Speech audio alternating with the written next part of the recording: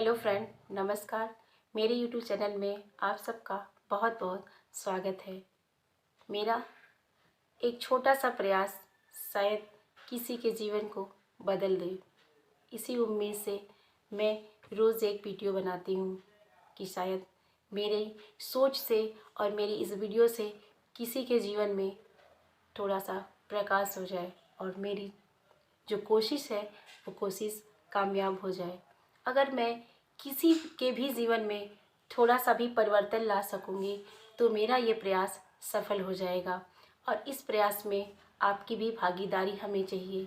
इसे मेरी इस वीडियो को अधिक से अधिक लोगों में शेयर करिए, खासकर उन महिलाओं के पास शेयर करिए जो इस कोविड के दौरान अपने अपनों को खो करके वो बेसहारा और लाचार महसूस कर रही हैं। उनके लिए ये मेरा वीडियो शायद कुछ काम आ सके और उनके जीवन में थोड़ा सा उम्मीद का उजाला दे सके। देखिए, हम ये तो नहीं कहते कि आपके दर्द को हम बदल देंगे या आपके दर्द में कोई कमी कर देंगे, ऐसा नहीं हो कर सकते।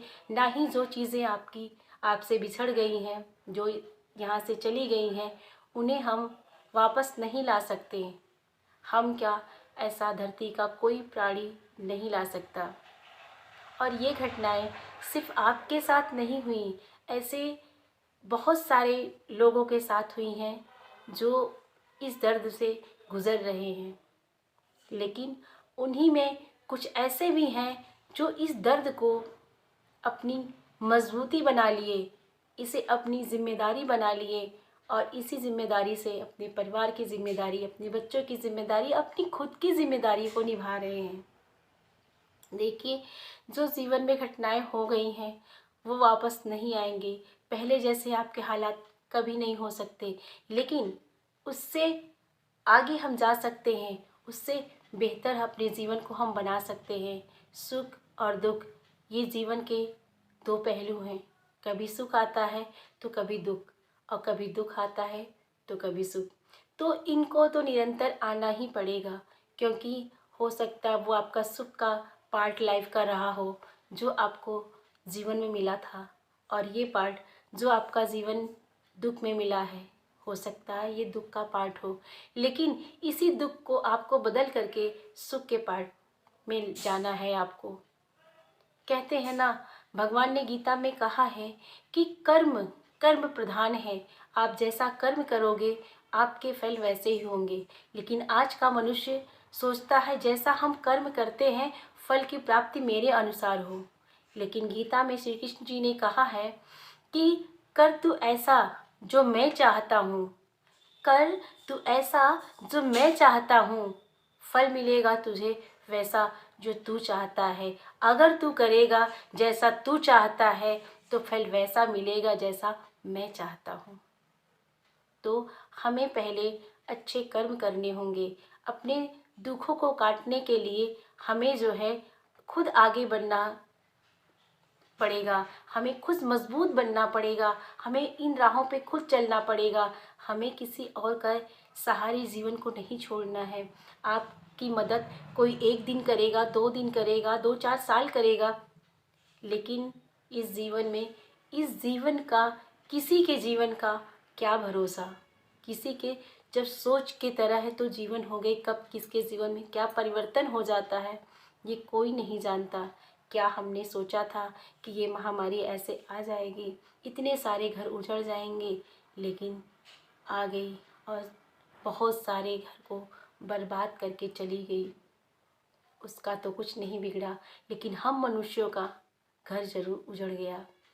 इसलिए अब जो हो गया सो हो गया।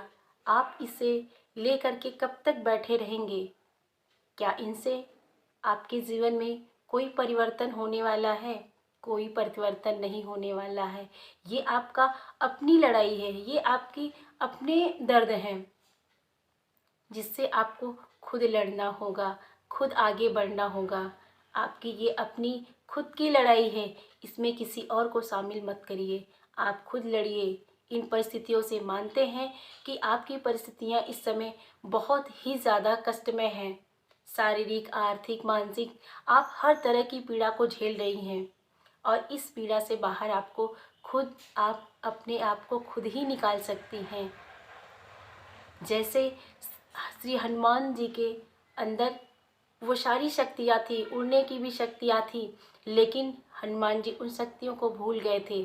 उन शक्तियों को याद दिलाना पड़ा और जैसे उनको याद दिलाया गया वो सारे कार्य को अच्छे से कर पाए।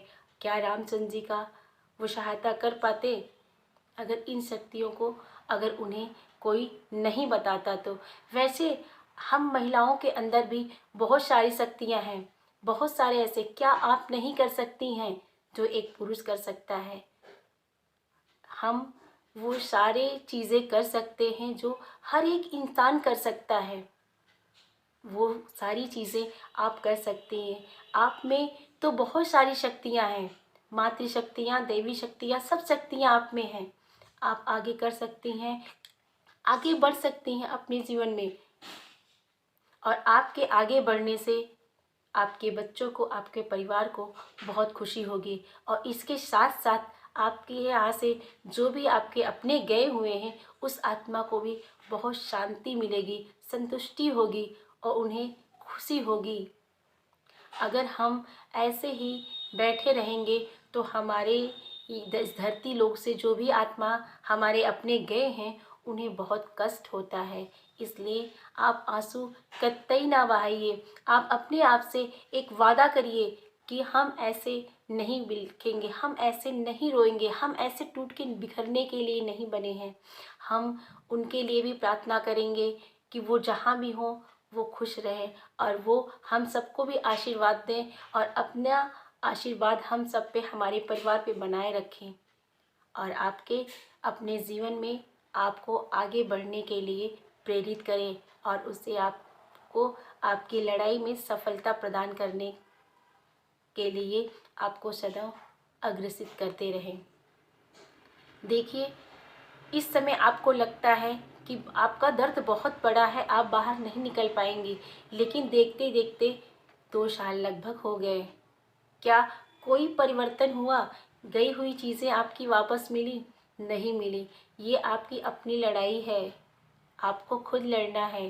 परमात्मा जब बहुत सारे रास्ते बंद करता है ना, तो कोई ना कोई रास्ता ज़रूर छोड़ता है। आपको ये सब बातें हो सकता है मेरी ऐसी लगती हों कि शायद ये सब सिर्फ कहने सुनने की बातें हैं, लेकिन दर्दों की बात वही करता है जो दर्द से गुजरा हो। कहते हैं ना, गाड़ी वही ड्राइव कर सकता है जो गाड़ी पहले कभी चलाई हो। वो इस गाड़ी को नहीं चला सकता जो किसी गाड़ी को अभी छुआ ही नहीं। वो कैसे गाड़ी को ड्राइव कर सकता है? इतने से आपको शायद ज़रूर कुछ हिंट मिल गया होगा। इसलिए आपसे मेरा बस यही निवेदन है कि आप जो है अपने इस दर्द से बाहर निकले। आप ऐसा कोई कार्य नहीं है जो नहीं कर सकती हैं। आप बाहर निकलिए। हर इंसान में कोई ना कोई प्रतिभा ज़रूर छुपी होती। मैं अपने हर वीडियो में बताती हूँ कि धरती पे वो हर शख्स खास है। जो इस धरती पे जन्म लिया है वो हर व्यक्ति खास है। उस व्यक्ति के अंदर कुछ खास गुण हर व्यक्ति के अंदर है। कोई खाना अच्छा बनाता है तो कोई गाना बहुत अच्छा गाता है, कोई रास्ता बहुत अच्छा है तो कोई बहुत अच्छा बोलता है, कोई बहुत अच्छा पढ़ने में है। इस धरती पे जितने भी प्राणी आए हुए हैं उनके अंदर कोई ना कोई खासियत ज़रूर है। उस प्रतिभा को पहचानिए और अपनी जो ऊर्जा है उसमें आप लगाइए। इन बेकार की नकारात्मक सोच से बाहर निकलिए। इससे आपका कुछ होने वाला नहीं, आपके इससे जीवन और भी बर्बाद हो जाएगा। आप अभी जितना खोई हैं उससे कहीं ज़्यादा आप खो देंगी। इसलिए आप जो है उनको बस अपने यादों में रखिए और अपने जीवन में उनकी जो अच्छी छवि है आप उसको बना के रखिए। आप उनके जो अच्छे खुशी वाले पल हैं आप उनको महसूस करिए और आप ये सोचिए कि वो क्या चाहते थे अपने परिवार को, आपके अपनी खुशी को कैसे वो आगे बढ़ाना चाहते थे। अब वो सारी जिम्मेदारियां आपके ऊपर है कि आपको आगे बढ़ना है। अगर आपके बच्चे हैं तो अपने बच्चों को, परिवार को, अपनों को, और बल्कि आप इतनी स्ट्रांग बन जाइए कि लोग आपका उदाहरण दें। कहते हैं ना, सारी सुख सुविधा में जो लड़ाई लड़ा, जो सारी चीज़ों से भलीभूत था, परिपूर्ण था, अगर वो लड़ाई लड़ा तो वो क्या भी लड़ा। लड़ाई तो उसे कहते हैं जो विशेष परिस्थितियों में, इन कठिन परिस्थितियों में लड़के जीवन में आगे बढ़ा, लड़ाई उसे कहते हैं। इसलिए आप बिल्कुल हताश न होइए। इस गम से बाहर निकलने के लिए 2-4 आपको प्रयास करने होंगे। सबसे पहला प्रयास ये होगा कि आपको पीछे मुड़ के नहीं देखना है और लाइफ में आप अपने आप को किसी भी ऐसे काम जो आपका अधूरा सपना हो सकता है, या आपका ऐसी कोई रुचि होगी सीखने की, पढ़ने की, या कुछ करने की, या जीवन में आगे बढ़ने की, जो भी आपके सपने हों, आप उन पे वर्क करिए। अपने आप को इतना बिजी रख लीजिए कि आपको पीछे मुड़कर नहीं देखना। ये अपने आप में एक संकल्प कर लीजिए कि आपको पीछे मुड़ के नहीं देखना है। जो हमें दर्द देते हैं, जो हमारे आँख में आंसू लाते हैं, उन पलों को हमें नहीं याद करना है। हमें उन पलों को उसमें से याद करना है जो हमें खुशी देते हैं, जो वो चाहते हैं कि हम आगे बढ़ें। और आपके आगे बढ़ने से उस आत्मा को बहुत खुशी मिलेगी और आपको बहुत ब्लेसिंग देगी, बहुत दुआएं देंगी। यकीन मानिए। आप दूसरी चीज़, आप अध्यात्म से जुड़िए। अगर आपको लगता है फिर भी मेरे दर्द कम नहीं होते हैं, मैं उनसे बाहर नहीं आ पा रही हूँ, तो थोड़ा बहुत आप अध्यात्म से जुड़िए। अगर आपको लगता है कि मैं किससे जुड़ूँ, क्या करूँ, तो मुझे कमेंट करके बताइए। मैं आपको वो चीज़ देंगी जिससे मैं खुद बाहर आई हूँ। इसलिए आपको ये 2 काम करने होंगे। तीसरा ये कि आपको अपने खुद पे भी ध्यान देना होगा। जब आप अध्यात्म में जुड़ जाएंगे और अपने लाइफ में आगे बढ़ने लगेंगी, तो आपको वो सारी चीज़ें ईजी लगने लगेंगी जो आपको आज असंभव लग रही हैं कि मैं फिर से कैसे जीवन को शुरुआत कर सकती हूँ, मैं कैसे खड़ी हो सकती हूँ। आपको खुद खड़ा होना है और आप वो कर सकती हैं। वो सारे लोग कर सकते हैं जो इस धरती पे आए हैं, जो सही सलामत हैं, शारीरिक मानसिक रूप से जो विकलांग नहीं हैं, जो स्वस्थ हैं। वो सारे वो कार्य कर सकते हैं जो पहले वो कर सकते थे। आप बल्कि पहले से ज़्यादा आप कर सकती हैं। हम जानते हैं आप बहुत स्ट्रांग हैं, आप आगे बढ़ सकती हैं। आप में वो सारे गुण हैं जो आप कर सकती हैं। परमात्मा अपने बच्चों में कभी भेदभाव नहीं करता। वो सबको समान रूप से अधिकार देता है, समान रूप से लाड प्यार देता है और समान रूप से सबको हर चीज़ देता है। वो किसी को पक्षपात करके या किसी को नाकामयाब की मोहर लगा करके नहीं भेजता है। बस हमारे ऊपर होता है कि हम कितने कठिन परिश्रम करते हैं। जैसे हम परिश्रम करेंगे वैसे ही परिणाम हमें मिलेंगे। एक चीज़ आपको जाते जाते हम और बता दे रहे हैं, इस धरती पे जो व्यक्ति आता है उसका किसी आत्मा से कोई रिश्ता नहीं होता, कोई नाम नहीं होता। आत्मा एक सिर्फ आत्मा होती है। आज आप ये जान लीजिए कि जो भी आत्मा इस धरती से जाती है ना, उसकी कोई पहचान नहीं होती है, उसका कोई नाम नहीं होता, कोई टैग नहीं होता है। अगर ऐसा होता तो हमारे इस धरती पे ऐसे ऐसे तपस्वी ऋषि मुनि जन्म लिए थे कि वो अपने अपने परिवार वालों को, अपने पति या पत्नी जो भी थी, अपने बच्चों को कभी मृत्युलोक से जाने ही ना देते, और अगर गए होते तो उन्हें अपनी शक्तियों से वापस बुला लेते। इसलिए यहाँ हमारा नाम, जाति, धर्म सब है, लेकिन उस लोक में सिर्फ एक आत्मा है, और जिस आत्मा का कोई पहचान, कोई नाम वहाँ पे नहीं है। सिर्फ एक आत्मा है, अच्छी आत्मा और बुरी आत्मा।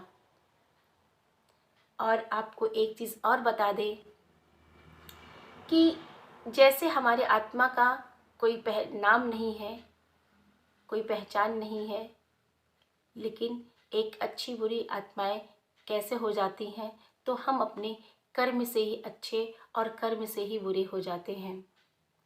हम यहाँ पे धरती पे एक अच्छे कर्म करने के लिए आए हैं और यही कर्म हमें बार बार भुगतने के लिए धरती पे भेजता है।